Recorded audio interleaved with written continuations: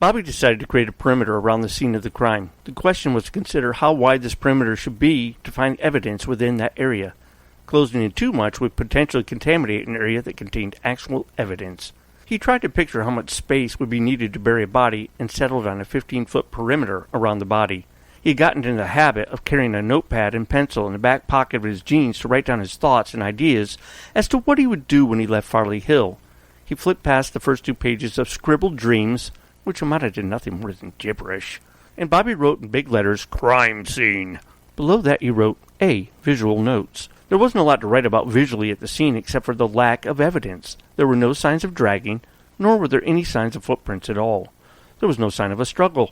Compounding the problem was the area was raked to cover the crime. Bobby wrote, "Why aren't there any footprints? How did they do this?" Bobby didn't dare go near the body for fear of being considered a suspect. After all, he had a history of skipping school, smoking in the boys' room on many occasions, and he even stole sips of Genesee beer from his grandfather's bottles at family picnics.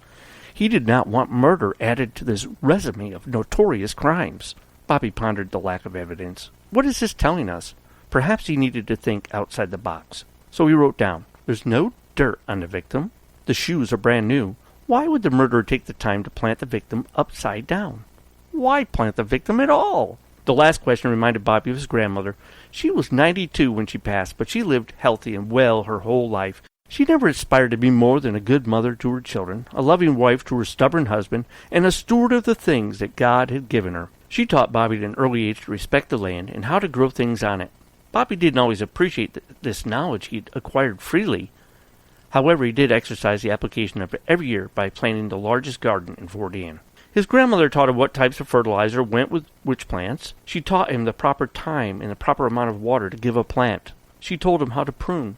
She instructed him on the various types of pests, insects, and diseases that would come to kill the hard work he had done, and how to kill them first.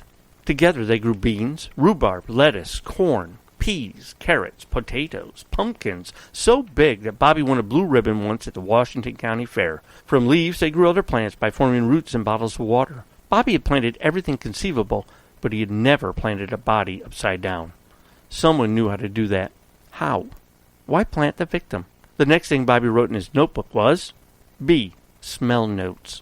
The body does not smell as of yet, so it must be fairly fresh even though it's blue.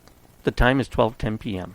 Determined as he was to find a killer, Bobby decided not to smell anything else for fear of what he may find, and he was well aware the sense of smell is very easy to recall.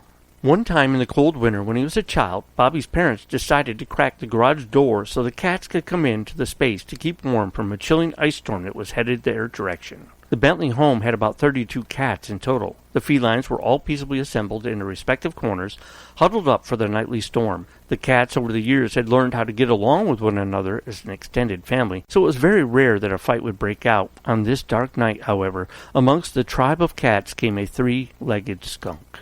At first he was treated as another cat, but it became evident after a matter of time that the skunk in the room did not belong. The skunk became surrounded by all the cats. In the ceiling of the garage there was a tiny 3-inch hole that Mr. Bentley had cut years before for a plumbing project he had never finished. From this hole, Bobby was able to observe the whole nature drama unfold before him. Bobby had smelled the stench that only a skunk could make many times before, but it was always in the great outdoors, where he could conveniently slip away to the odor-free comfort of the safe haven called home. Now deep below him, in the depths of the house, the cats were moving in for a kill and an inevitable stinkfest. Apparently the skunk figured 32-1 were unfair odds for the cats, or he had played this game before. One brave cat named George hissed and rose his back up in the air. Every hair on his masculine feline body stood straight up, like he was electrically charged.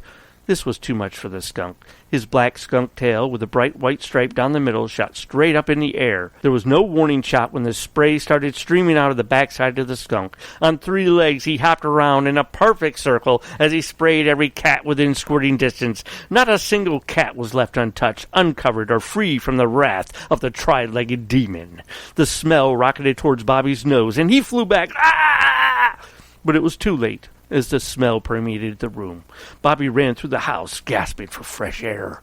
When Bobby returned back to the hole with the washcloth firmly pressed to his nose to see what damage had been done, all he saw was a skunk resting peacefully on a bale of hay in the garage with not a cat in sight. It was a memory he would never get out of his mind or his nose.